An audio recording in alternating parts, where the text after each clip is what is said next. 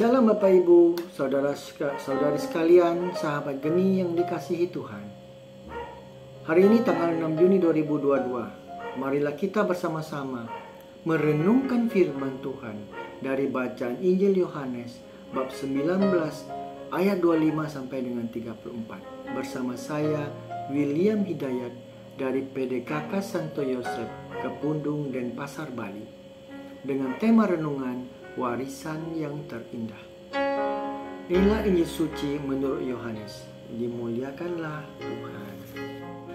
Waktu Yesus bergantung di salib, dan dekat salib Yesus berdiri ibunya dan saudara ibunya Maria, istri Kleopas dan Maria Magdalena. Ketika Yesus melihat ibunya dan murid yang dikasihinya di sampingnya, berkatalah ia kepada ibunya, "Ibu, inilah anakmu." Kemudian katanya kepada muridnya, "Inilah ibumu." Dan sejak saat itu, murid itu menerima dia di dalam rumahnya. Sesudah itu, karena Yesus tahu bahwa segala sesuatu telah selesai, berkatalah ia, supaya genaplah yang ada tertulis dalam kitab suci, "Aku haus." Di situ ada suatu bekas penuh anggur asam, maka mereka mencucukkan bunga karang yang telah dicelupkan dalam anggur asam pada sebatang hisop, lalu mengunjukkannya ke mulut Yesus. Sesudah Yesus meminum anggur asam itu, berkatalah ia, "Sudah selesai." Maka ia menundukkan kepalanya dan menyerahkan nyawanya. Karena hari itu hari persiapan, dan supaya pada hari Sabat mayat-mayat itu tidak tinggal tergantung pada kayu salib, sebab Sabat itu adalah hari yang besar, maka datanglah orang-orang Yahudi kepada Pilatus dan meminta kepadanya supaya kaki orang-orang itu dipatahkan dan mayat-mayatnya diturunkan. Maka datanglah prajurit-prajurit lalu mematahkan kaki orang yang pertama, kaki orang yang lain yang disalibkan bersama-sama dengan Yesus. Tetapi ketika mereka sampai kepada Yesus dan melihat ia telah mati, mereka tidak mematahkan kakinya. Tetapi seorang dari antara prajurit itu menikam lambungnya dengan tombak, dan segera mengalir keluar darah dan air. Demikianlah sabda Tuhan, terpujilah Kristus. Bapak, Ibu, saudara-saudari sekalian, sahabat geni yang dikasihi Tuhan. Seperti kita ketahui, biasanya seseorang yang akan meninggal pasti akan memberikan warisan yang terbaik, warisan yang terindah kepada orang-orang yang dikasihinya atau orang-orang yang akan ditinggalkannya. Maka pada waktu Yesus akan meninggal, dia berkata kepada para muridnya, "Inilah ibumu." Yang menjadi pertanyaan adalah, kenapa sosok Maria yang diberikan kepada para muridnya?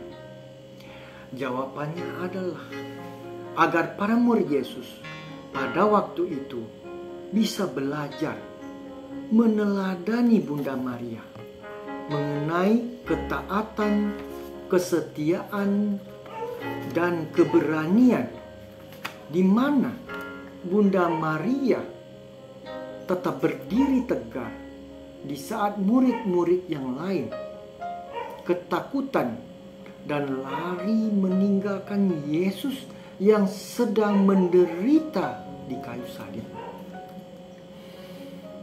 Bunda Maria dengan berani menghadapi situasi yang sangat menakutkan dan sangat menyedihkan, di mana pada saat itu anak tunggal yang dikasihinya disalibkan. Padahal dia tahu anaknya tidak bersalah. Dia tahu anaknya selalu berbuat kebaikan. Tetapi dia difitnah, disiksa, dihina, dan mati disalib sebagai seorang penjahat. Bagaimana hatinya tidak hancur ketika melihat penderitaan anaknya yang terkasih.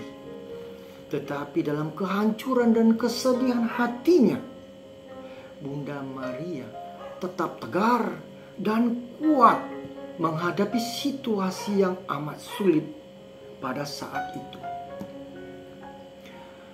Pada umumnya, seorang ibu ketika melihat anaknya diperlakukan demikian, pasti ibu itu akan berlutut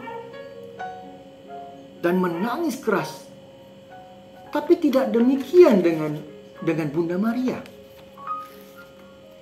Di sini kita belajar bahwa dalam kehancuran hatinya, Bunda Maria tetap berdiri mendampingi putranya dalam sakaratul maut. Dia begitu kehilangan, begitu menderita, tetapi Bunda Maria tetap taat, tetap setia, dan berani menghadapi kehilangan dan kesulitan dalam hidupnya. Inilah ibumu. Kata ini mengingatkan kita untuk meneladani Bunda Maria. Yesus mempercayakan ibunya kepada para muridnya agar para muridnya tetap didampingi oleh ibunya dan didoakan oleh ibunya. Kita pun demikian.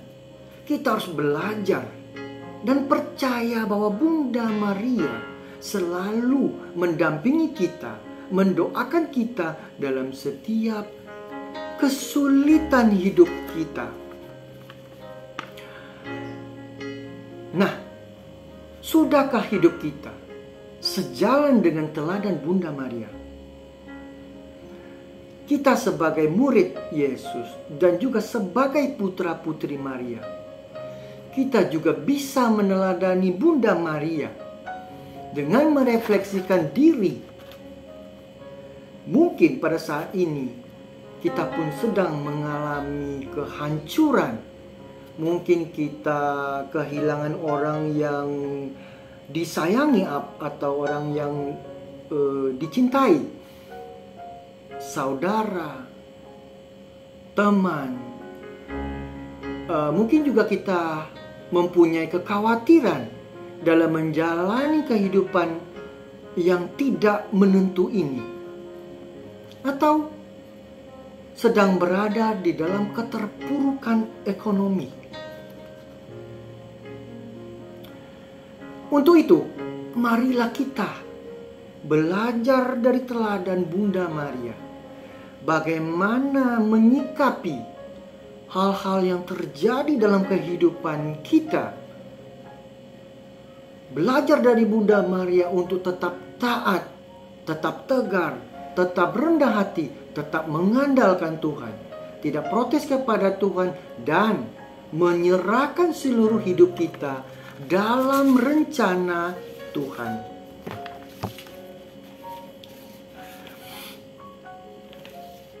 Inilah nilai-nilai dari Bunda Maria yang bisa kita teladani. Dan ini menjadi pesan terakhir dan warisan yang terindah buat kita semua. Marilah kita berdoa. Tuhan, kami bersyukur Engkau telah memberikan kami warisan yang terindah, yang sangat bernilai untuk kami, yaitu ibumu sendiri, Bunda Maria yang menjadi bunda kami, teladan kami dalam menjalani kehidupan ini. Terima kasih Tuhan. Semoga Roh Kudus-Mu senantiasa membimbing kami agar kami mampu meneladani Bunda Maria. Demi Kristus Tuhan dan pengantara kami, kini dan sepanjang masa. Amin. Dalam nama Bapa, Putra, dan Roh Kudus. Amin. Salam damai dalam kasih Kristus. Tuhan Yesus memberkati. Terima kasih.